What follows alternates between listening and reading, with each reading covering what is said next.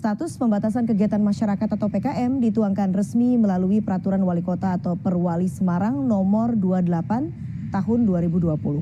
Berbeda dengan PSBB, status PKM masih memberikan toleransi kepada masyarakat untuk beraktivitas atau berkegiatan mencari nafkah, namun dengan kewajiban menjalankan standar protokol kesehatan seperti wajib memakai masker saat keluar rumah dan menjaga jarak.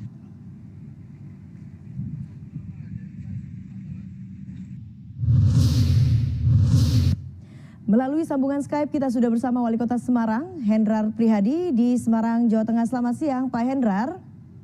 Selamat siang, Mbak Eva. Pak Hendrar, yang membedakan PKM dengan PSBB ini apa saja sebetulnya, Pak?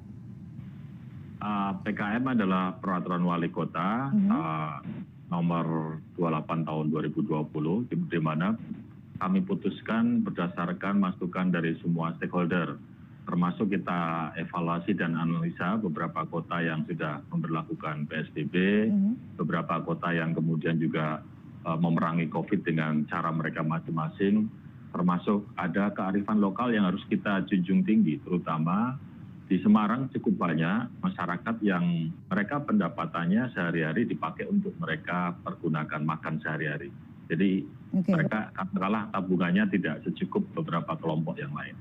Dengan dasar itu kemudian kita buatlah namanya Peraturan Wali Kota mengenai pembatasan kegiatan masyarakat. Artinya memang tidak ada upaya untuk mengajukan pemberlakuan PSBB begitu ya ke Kementerian Kesehatan memang sebelumnya, karena memang sudah memilih untuk melakukan aturan PKM dulu begitu, Pak Hendrar.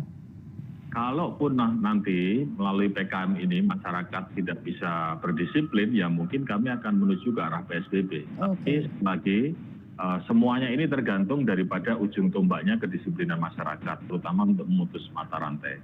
Kami terus lakukan sosialisasi kepada masyarakat. Ini PKM ini kan hanya 28 hari. Mari kita kemudian ikutin sesuai dengan SOP kesehatan dan sesuai dengan Peraturan Wali Kota ini. Kita sih berharap setelah pasca 28 hari angkanya akan turun. Karena berita baiknya sekarang sudah cukup banyak yang pasien yang sembuh di Kota Semarang. Yang hari ini per hari ini ada 73 pasien yang sudah sembuh di Kota Semarang.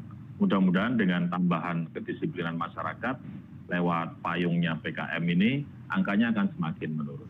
Nah, trennya sendiri seperti apa, Pak? Kondisi wabah COVID-19 di Semarang dan sejauh ini bagaimana penanganannya?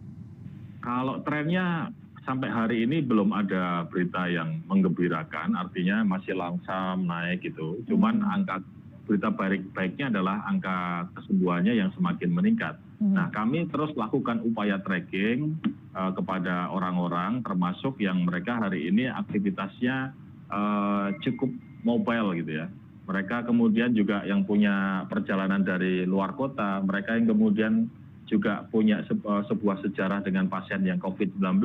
Hari ini kita terus kejar, kita lakukan rapid test, kita lakukan upaya karantina lokal maupun karantina di tempat milik pemerintah kota. Harapannya setelah dikunci ini kemudian setelah 14 hari masa inkubasi, angka-angka itu akan semakin menurun. Oke, artinya pembatasan atau aturan pembatasan kegiatan masyarakat ini juga dibarengi dengan aturan-aturan lain ataupun kebijakan-kebijakan lain yang mencari bagaimana penyebaran wabah COVID-19 di Semarang, begitu ya?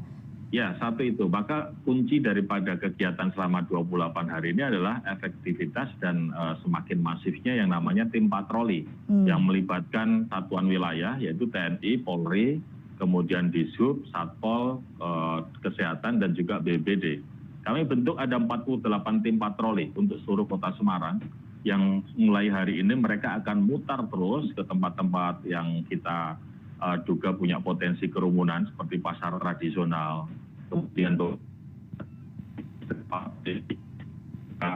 kita minta